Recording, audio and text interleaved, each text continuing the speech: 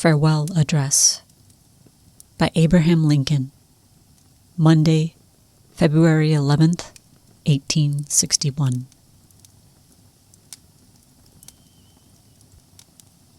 My friends, no one, not in my situation, can appreciate my feeling of sadness at this parting. To this place and the kindness of these people, I owe everything.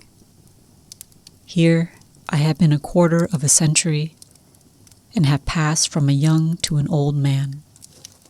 Here my children have been born and one is buried.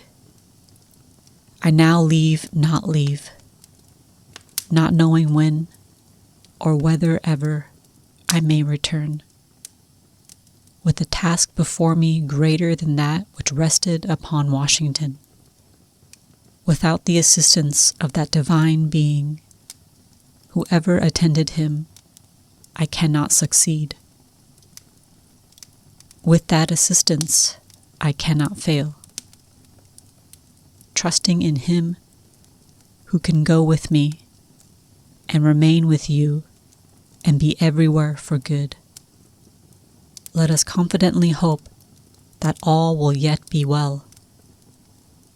To his care, commending you, as I hope in your prayers you will commend me. I bid you an affectionate farewell.